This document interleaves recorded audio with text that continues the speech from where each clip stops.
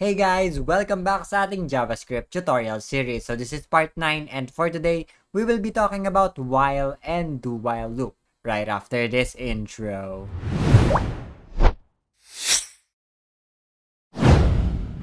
So guys, eto ang tutorial flow natin for today. So number 1, we'll talk about while loop. Then number 2, we'll be talking about iterating array. So ang iterating array, ibig sabihin lang yan, babasahin natin yung mga element ng array one by one.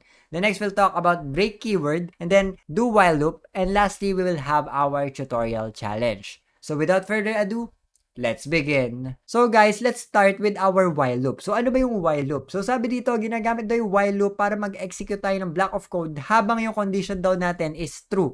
Okay, so ibig sabihin, uulit-ulit yung code natin. So magraran na magraran hanggat yung condition natin is nami-meet. That's why it's called a loop. Okay, so paano nangyayari yun? Tingnan natin yung ating example dito. So meron tayong variable na I, which is 0 ang laman. And then we can see our while loop dito. So meron tayong while and then parenthesis. Sa loob ng parenthesis na yun, we have our condition. So again, gumagana dyan kahit anong conditional expression. Kung gusto yung gumamit ng logical operators, gagana dyan. Yung mga and, yung or, yung not, gagana din dyan. Mga less than equals, equals, gagana lahat yan dyan. Okay? Kaya magagamit nyo pa yung mga natutunan nyo doon sa mga last episode. So going back, makikita nyo, while sa Tagalog, habang daw yung I natin is less than 5, iraran natin yung code sa loob ng curly braces na to. Okay? So, wag nyo kakalimutan yung curly braces, magka-partner, then sa loob yung code na gusto nating iran ng iran. Okay? Ngayon, i-console.log daw niya hello, and then dadagdagan niya yung I ng isa, which is increment do, diba? Yung post increment. So, dadagdagan niya yung I ng isa. So, ganun yung ginagawa niyan. So, i-explain na lang natin to pag pumunta tayo sa Visual Studio Code kasi masyado tayong magiging redundant. Kaya pumunta tayo sa Visual Studio Code and then itry natin yung while loop. Then, dun ko sa inyo i-explain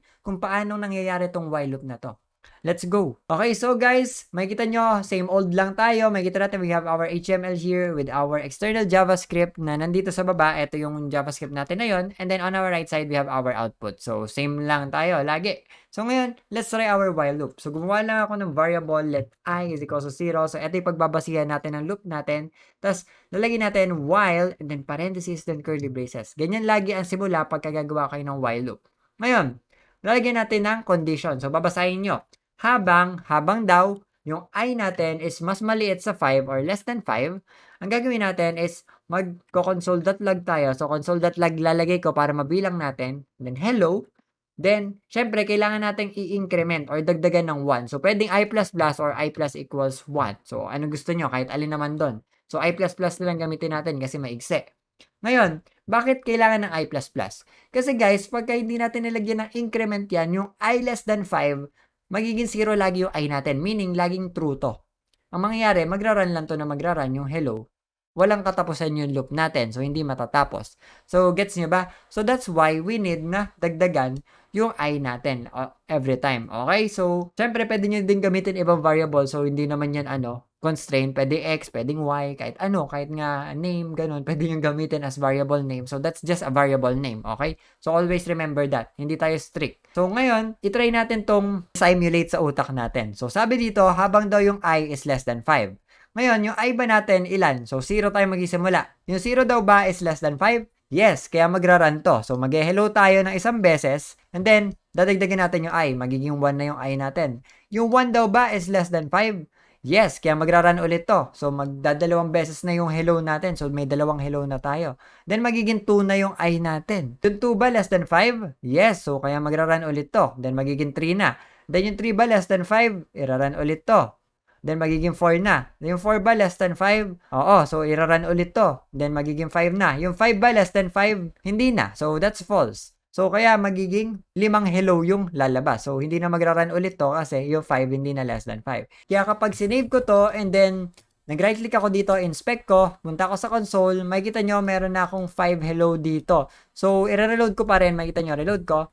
5 na hello. Ibig sabihin, nag-print or nag-console.log yung hello natin ng 5 beses, which is tama yung simulation natin sa utak. So, kung ayaw nyo magkaroon lang ng number sa gilid, pwede nyo pinutin yung settings, then tanggalin nyo group similar messages in console para makita nyo lahat ng mga messages natin. So, 1, 2, 3, 4, 5. So, 5 hello yan. So, para mas clear, gawin natin ay yung i-console.log natin. Para ang una niyang i-console.log is 0. Then, dadagdagan niya ng isa. Then, 1 is less than 5. Yes, magiging 1. So, 0, 1, 2, 3, 4 yan lalabas dyan. Isipin nyo muna. So, naisip nyo na ba? So, makikita nyo dito, pagka sinave ko yan, then reload ko to, makita nyo 0, 1, 2, 3, 4. So, isimulate natin isa-isa para mas maintindihan nyo. Yung 0 ba is less than 5? Yes, kaya i-console.log natin yung 0. So, dagdagan natin yung I. Yung 1 ba is less than 5? Yes, so i-console.log natin yung 1. Tapos, dadagdagan natin isa. So, magiging 2 na. Yung 2 ba less than 5? Yes, kaya i-console.log din natin yung 2. And then, magiging 3 na. So, yung 3 ba less than 5? Yes, so kaya i-console.log natin yung 3. Then, magiging 4 na. So, yung 4 ba less than 5? Yes, kaya i-console.log natin yung number 4. And then, magiging 5 na. Yung 5 ba less than 5? Hindi na. Kaya hindi na i-console.log yung 5. Kaya kung makikita nyo, dito, 0, 1, 2, 3, 4 lang. So, sana na-gets nyo kung paano gamitin yung while. Okay, so ngayon, pumunta na tayo sa susunod natin pag-aaralan dun sa ating PowerPoint. So guys, alam nyo ba na pwede natin gamitin yung while loop para mabasa natin lahat ng laman ng array natin? So paano yun? So pwede daw natin gamitin yung while loop po. Sabi dito. So makikita natin dito sa example natin, meron tayong people na ang array of names. So meron tayong David, Alinir, Gilbert, James. And then meron tayong let I is equals to 0. So itong I na to, magsaserve siya as yung index natin. So make sure na naiintindihan nyo na yung array bago kayo mag-proceed dito. So sabi dito, hanggat daw yung people I is not undefined. So pagka nilagay nyo lang dito ng walang nakalagay na undefined dyan, ibig sabihin, hanggat daw hindi undefined yung people I na to, gagawin natin yung code sa loob. So intindihin natin mabuti dun sa ating Visual Studio Code. I-try natin tong code na to and then i-simulate natin sa utak ulit natin. Okay? So let's go there and then let's try this. So guys, we're back dito sa ating Visual Studio Code. So try natin yon. Gawa lang ako ng names. Let names equals to David, Alinir, and then Gilbert, tsaka James. So try natin yan. Then, meron tayong I for our index. And then sabi dito, hanggat daw yung names natin ay, so pwede nyo lagyan dito ng not equals to undefined, pero wag na natin lagyan. Same lang to guys, same lang to. Tsaka, ito. Okay, so simulan muna natin sa not equals undefined para mas clear. Ngayon ang gagawin natin is i-console.log lang natin yung names, then I. Then, syempre, dadagdagan natin yung I++ natin. So, para madagdagan yung I natin every time maglulup tayo. So, isipin natin mabuti. Okay, so sabi dito, I natin is 0 and ito yung mga names natin. So, yung names 0 daw ba natin is hindi undefined? So, syempre hindi kasi David yung name 0 natin. Kaya magra-run to. So, i-console.log niya si David. Okay, so dahil name 0 yan. So, magiging 1 na yung I natin. So, yung names 1 daw ba is hindi undefined, which is si Alinir. So, hindi pa rin siya undefined. Kaya i-console.log din niya si Alinir. Then, dadagdagan ulit yung index natin. Magiging 2 na. So, eto naman yun, si Gilbert. So, syempre, hindi pa rin siya undefined. Kaya i-console.log din natin si Gilbert. Tapos, magiging 3 na. Then, yung names 3 natin is si James. So, hindi din siya undefined. So, i-console.log din natin si James. And then, magiging 4 na. So, yung names 4 ba natin? So, hindi na nag-i-exist yung names 4 kasi 0, 1, 2, 3. Remember that? So, yung 4 natin nandito sa dulo, which is undefined na siya. So, yung names daw ba natin na 4 is not equals to undefined? False na kasi undefined na to. So, meaning, hindi na magra-run ulit yung code. So, mababasa na natin yung buong array. So, si David, Alinir, Gilbert, tsaka James. Kaya pagka sinave ko to, and then punta tayo dito, buksan ulit natin yung console.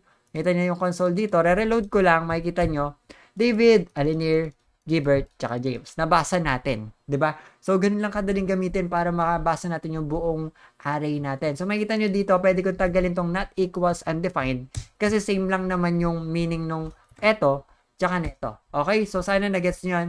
So, pagka sinave natin, pagka na-reload ko, makikita nyo, same result. So, wala naman nagbago. Kaya, mas maganda na ganito na gawin nyo.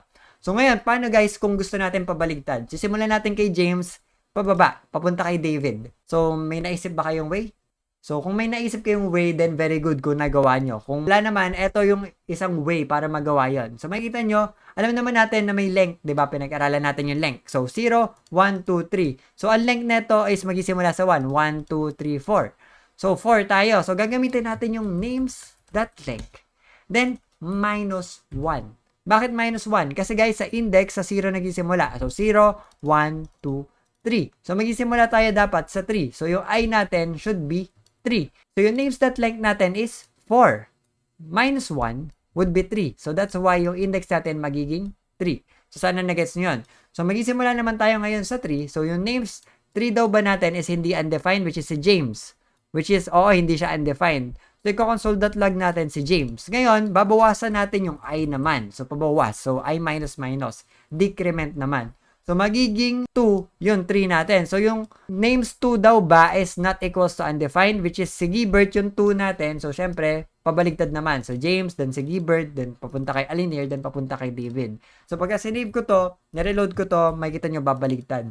Si James, then si Gilbert, si Alinir, then si David. So, sana naintindihan nyo yun. So, paglaruan nyo yan. Kasi, this is actually very useful pagka gumawa na kayo ng totoong system. Actually, dapat ginagawa nyo habang tinuturo ko para mas madali nyo maintindihan.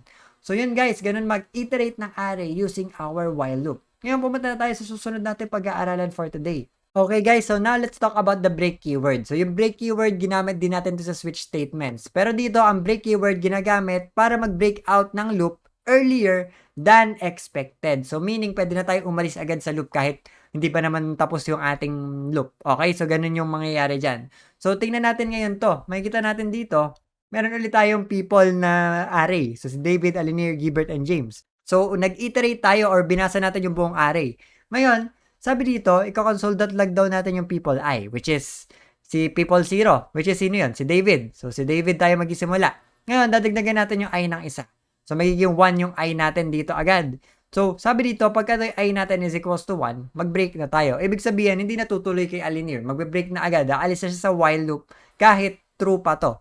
Okay, so gets nyo ba? So, yung break, ibig sabihin, umalis ka na dyan kahit ano pang mangyari. So, yun yung ginagawa ng break. Kaya, itry natin to sa Visual Studio Code para mas makita nyo mabuti.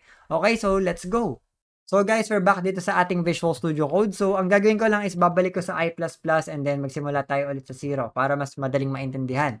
So, ngayon, right now, pagka sinave natin to and then nag-inspect ako dito, tingnan natin yung console.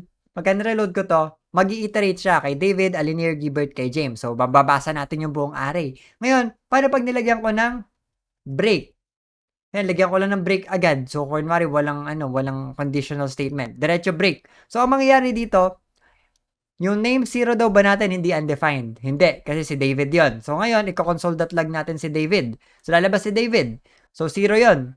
Ngayon, dadagdagan natin yung 0 into 1. So, magiging 1 na siya. Pero nakita niya yung break. So, kahit 1 to, and then kahit yung names ay hindi siya undefined, pagka nag-break tayo, lalabas na agad tayo ng loop. Meaning, si David lang yung mako-console.log. Kaya pagka sinave ko to, makikita nyo, pagka nareload ko, si David lang yung lalabas. So, for example, tinry ko naman, pagka yung I natin is equals to 2 na. So, saan magtitigil yan? Saan titigil yung ating loop? Or saan titigil yung pagbabasa natin ng array? So, tingnan natin ha. So, yung name 0, si David. So, i-console.log si David. So, magiging 1 na. So, yung 1 ba equals 2? Hindi naman. So, kaya iikot pa tayo. So, yung 1 daw ba na name is undefined? Hindi, which is si Alinir. So, console.log natin si Alinir. Then, yung I natin, dadagdagan ulit ng isa. So, yung 1 magiging 2. So, yung 2 daw ba is equals to 2? Yes. So, magbe-break na yon. So, titigil na yung loop natin kahit meron pang kasunod. So, kanino titigil? Kay Alinir. So, meaning, pagka sinave ko to, pagka reload ko to, hanggang kay Alinir lang. So, makikita nyo, pwede natin gamitin yung break para mag-break out agad tayo dun sa ating loop. Okay, so for example, ano ang use case neto? Kunwari, may isa-search tayo na tao. So, meron tayong let search. Then, equals to, hanapin natin si Gilbert. Okay, then save natin. Then, check natin. Tanggalin natin yung console.log. Then, check lang natin if yung names I is equals to search. So, pagka equals daw doon sa sinesearch natin yung names I natin, gagawin natin, tanggalin ko na dito nasa baba. Gagawin natin, console.log natin yung names I na yon. Then, semicolon. And then, i-break na natin. Okay, so gets nyo ba yun? So, ngayon, ang hahanapin natin is yung search. So, ibig sabihin, so magsisimula tayo sa 0. So, si David yon. So, si David ba equals to sa sinesearch natin? Si Gilbert? Hindi. So, diretso tayo dito. Dadagdagan lang natin ng 1. So, ngayon, si Alinir ba is equals to sa sinesearch natin? Hindi pa rin. So, diretso ulit dito. So, si Gilbert ba? So, si Gilbert ba is equals to sa sinesearch natin? Yes. Kaya magka-console.log si Gilbert and then i-break na niya yung loop. So, tapos na yung loop natin. Kaya pag sinave ko to, sino lang ang lalabas? dapat si Gibert lang. So, makikita nyo, si Gibert lang. So, that's one use case pagka gumagamit tayo ng break. So, para hindi na tayo maghanap dun sa dulo pa. Nakita na natin si Gibert. So, bakit pa natin titingnan si James? So, i-break na natin agad yung loop. So, naintindihan nyo ba? So, ganun gamitin yung while loop tsaka yung break natin. So, ngayon, pumunta na tayo sa susunod nating pag-aaralan for today. Okay guys, so now let's talk about the do while loop. So ang do while loop, it will always run the code once bago niya i-check yung condition. So parang gagawin muna niya yung gusto niya bago niya tingnan kung tama ba yung ginawa niya. So ganun yung ginagawa ng do while loop. So paano yan? Makikita nyo dito, di ba sa while loop kasi meron agad condition. Dito kasi sa do while loop, nauuna yung do. So meaning, let I is equals to 0, meron tayong I dito na 0. So makikita nyo, yung I ba is greater than 5? So 0 ba greater than 5? Hindi, 'di ba? So dapat hindi mag-run yung code kasi false 'to eh. Pero dahil nasa unahan yung do, gagawin muna niya tong hello ng isang beses. That's why ang mangyayari dito kahit false to, magra-run pa rin ng isang beses yung code natin. So sana naiintindihan niyo yung concept na 'yon. I-try natin to sa Visual Studio Code para maintindihan niyo lalo. Okay? So let's go there. Okay guys, so nandito na ulit tayo sa ating Visual Studio Code. So i-try natin yung do while loop. Pagkumparahin na muna natin siya sa while loop. So i-try natin yung let I is equals to 0. Then, while yung I daw is greater than 5. Then, gagawin natin is, i-console.log lang natin, hello, for example. Okay, so ganyan lang. Then, dagdagan natin yung I ng isa. Okay, so for example lang yan. So, ngayon, yung I ba, which is 0, greater than 5 ba siya? Hindi, di ba? Kasi yung 0 is less than 5. So, that's false. So, hindi na magra-run dapat to. Kaya pagka sinave ko yan, binuksan ko yung console natin, kita nyo yung console, pagka nireload ko to, makikita nyo walang lalabas. Kasi, wala naman siyang gagawin kasi mali nga yung ating condition. False na siya agad. So, contrary sa do while, makikita nyo ito yung do, then while, dito yung while, then parenthesis, then semicolon, nandito yung ating condition. Okay, so ngayon, pagka binackspace ko to, save ko to, then dito natin maglagay ng console.log na hello. Ayan. And then, dito tayo mag I++, then semicolon. Makikita nyo na same yung kanyang logic na I is greater than 5. So, yung 0 ba is greater than 5? False yan. So, dapat hindi mag-run yung buo, di ba? Pero kung makikita nyo, pagka sinave ko to, then reload ko to, makikita nyo magra-run ng isang beses yung code natin na hello. So, yun yung ginagawa niya. Kahit false siya, magra-run siya sa una. Okay? Pero kung true naman siya, makikita nyo, kunwari, if I is less than 5 naman, magra-run siya. Pero kung mapansin nyo, pagka sinave ko to, then reload ko, magra-run na siya ng as normally, katulad nung while loop natin. So, ang pinagkaiba lang ng do while sa while loop is mauuna yung execution ng code, i-execute mo na niya yung code bago niya tingnan yung kanyang condition kung mali ba yung ginawa niya. So, yun lang yung nangyayari doon. So, i-simulate natin. Nag-console.log ako ng hello. So, lumabas yung hello. Then, I++. Then, naging 1 na yung I ko. So, yung 1 ba less than 5 pa rin?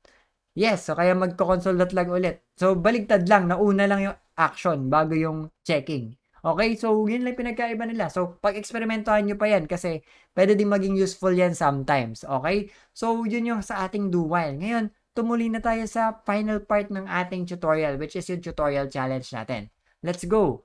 Okay guys, so nandito na tayo sa ating tutorial challenge. So, try to do this challenge using the things you've learned here. So, sabi dito, gumawa daw tayo ng program na gumagamit ng while loop para makuha natin yung summation, which is sum of all numbers, ng isang array of numbers. So, gagawa tayo ng array of numbers. So, dapat makuha natin yung sum ng lahat ng yon. So, no matter kung gaano kahaba yung array natin, dapat nakukuha siya. Dapat dynamic siya, guys. Okay, so dapat nag-a-adjust siya mag-isa depende dun sa haba ng array. Okay, so pinag-aralan naman natin kung paano mag-iterate ng array. So, I'm sure na magagawa nyo yan. Yun, i-post nyo na yung video and i-try nyo gawin. So, pag nagawa nyo, very good kayo. So, yan, I'm gonna wait. So, nagawa nyo na ba? So, if nagawa nyo, then yes, very good kayo. Pero if di nyo nagawa, that's okay. We'll do it together. Let's go back sa ating Visual Studio Code and let's try this tutorial challenge. So guys, andito na tayo sa ating Visual Studio Code. I-try natin yung tutorial challenge natin ngayon. So, ang una kong gagawin is gagawa ako ng array of numbers. So, let ARR for array is equals to square brackets, then semicolon. Mamaya lalagyan ko ng laman yan. Then, let sum para sa sum natin. And then, let I para dun sa index naman natin. So, ayun. Ngayon, simulan ko dito sa array. Lagyan natin ng 1, 2, 3, 4, 5. So, alam natin na 5, 10, 15, 20, 25 yung sum niyan. So, dapat 25 yung lumabas. So, ngayon, gagawa na tayo ng while loop. So, lalagay ko lang dito, while, yung array natin, yung Ri. So, alam nyo na yan. So, pagka hanggat daw hindi undefined yung array natin na to, ang gagawin natin is, yung sum natin, dadagdag natin yung Ri na yon. Gets nyo ba? So, yung sum, which is 0, dadagdag natin yung array natin, which is nasa index 0. So, sa 5. Then, dadagdagan natin yung I ng isang beses. So, I++. After nun, after nung while loop natin, syempre, nasa sum na yung ating result, i-alert ko na lang yung sum sa labas. Syempre, sa labas yung i-alert yung sum, wag sa loob ng while loop kasi mag-a-alert ng mag-a-alert yun. So, after nung while loop, tsaka tayo mag-alert. Okay? So, ganun pwedeng gawin nyo. So, pagka sinave ko to, then makikita nyo, ni-reload ko, lalabas is 25. So, bakit naging 25? Let's analyze it ng one by one. Okay, so you can see here, meron tayong I which is 0 and then we have our array here. Then makikita nyo, hanggat daw yung array natin which is merong index na I is not undefined, gagamitin natin tong code na nasa loob ng while. Ano yung unang array natin which is 5? So yung sum daw which is 0, dadagdagan natin ng 5. So magiging 5 na yung sum natin. Then dadagdagan natin index natin ng 1. So yung susunod natin na index which is 1 is eto naman pangalawang 5. So ang mangyayari, 5 plus 5 na. So, magiging 10. And then, so on and so forth. Magiging 5, then 10, then 15, then 20, then 25. So, i-iterate niya yan, then i-add niya sa isa't isa. So, kaya 25 yung lumabas. Kaya kahit bali-baligtarin ko to, kunwari, gawin kong 12, 13, then 100. So, ano sagot dyan? 113. So, 113 plus 12 is 125. So, 125 dapat ang sagot. Kaya pag sinave ko to, then reload ko to, makikita nyo, 125 yung sagot. So, ano na yan? Only na yan. So, kahit ano ilagay nyo pa dito. As long as numbers. So, syempre, mag-error yan pagka hindi numbers. So, pagka sinave ko yan, makikita nyo, nireload ko, maglalabas yan ng sum, 216. So, itry natin yan bago tayo tumigil. So, maglalabas ako ng calculator dito. Sabi dyan, 216. So, itatry natin yan kung tama ba talaga ginawa natin. 12 plus 13 plus 100 plus 43 plus 5, plus 2, plus 3, plus 5, then plus 32, then plus 1. 216 which is equal dun sa nag-alert sa atin na 216. So, same sila. So, ibig sabihin, tama yung program natin. So, kahit ilang numbers pa yan, pwede na niyang pag-addin. So, yun lang guys. I hope na marami kayo natutunan dito sa while loop and do while loop natin ng tutorial. If you have any questions, just comment sa ating comment section. Then, I'll be happy to reply if the time permits. So, thank you very much again, guys, for watching this video. And as always, guys, I will see you in the next video. Goodbye!